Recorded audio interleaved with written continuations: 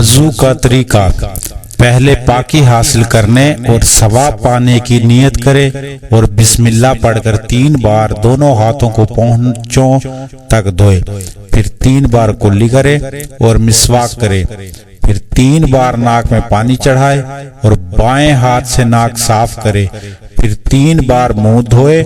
کہ پیشانی کے بالوں سے لے کر ٹھوڑی کے نیچے تک اور دونوں کانوں کی لو تک جگہ خشک نہ رہے۔ اگر داڑھی ہو تو خلال کرے، پھر 3 بار دونوں ہاتھ کوہنیوں تک پہلے دایاں پھر بایاں دھوئے، پھر نئے پانی سے دونوں ہاتھ تر کر کے پورے سر کا 1 بار مسح کرے۔ اس طرح کے پیشانی کی بالوں سے دونوں ہاتھوں کی 3 انگلیاں پھیرتا ہوا گدی تک لے جائے اور پھر گدی سے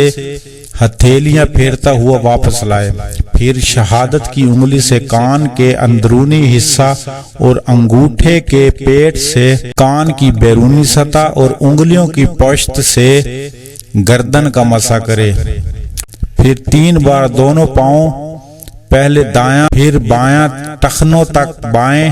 ہاتھ سے دھوئے اور انگلیوں کا خلال کرے۔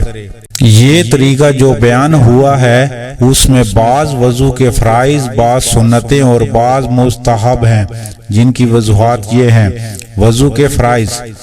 ان کے بغیر وضو نہیں ہوتا اور یہ 4 ہیں۔ نمبر 1 منہ دھونا، نمبر 2 دونوں ہاتھوں کو کوہنیوں سمیت دھونا، نمبر 3 چوتھائی سر کا مسح کرنا، نمبر 4 دونوں پاؤں ٹخنوں سمیت دھونا۔ وضو کی سنتیں: پہلے نیت کرنا، بسم اللہ پڑھ کر شروع کرنا، دونوں ہاتھ پہنچوں تک دھونا، کلی کرنا، مسواک کرنا، ناک میں پانی چڑھانا، داڑھی کا خلال کرنا، پورے سر کا مسح کرنا، کانوں کا مسح کرنا، پے در پے وضو کرنا کہ پہلا وضو سوکھنے نہ پائے،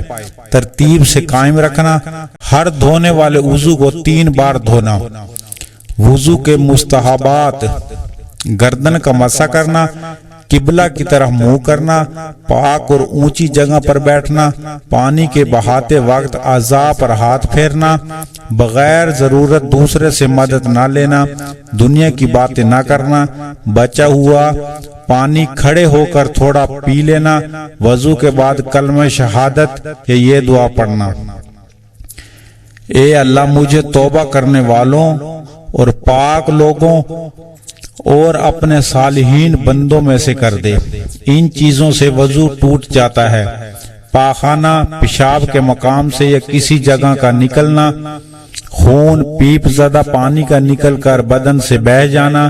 منہ بھر کے آنا، سہارا لگا کر یا لیٹ کر سو جانا، نماز میں کہکا مار کر ہنسنا، کسی وجہ سے بے ہوش ہو جانا، دکھتی آنکھ سے پانی کا بہنا۔ چند ضروری مسائل: درمیان وضو میں اگر ریح خارج ہو یا کوئی ایسی بات ہو جس سے وضو جاتا رہتا ہے تو پھر نئے سرے سے وضو کرے، وہ پہلے دھلے ہوئے بے دھلے ہو گئے۔ بغیر وضو کے قرآن پاک کو چھونا جائز نہیں۔ جنبی کا سونے یا کچھ کھانے پینے سے پہلے وضو کرنا سنت ہے۔ خون یا پیپ نکل کر بہہ نہیں تو وضو نہیں جاتا۔ اگر کسی کے زخم سے ہر وقت خون یا پیپ بہتی رہتی ہے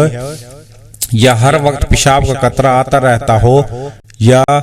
ریاح خارج ہوتے ہوں تو ایسا شخص ہر نماز کے وقت وضو کر لیا کرے، اس کی وضو ہو جائے گی، کیونکہ وہ معذور ہے۔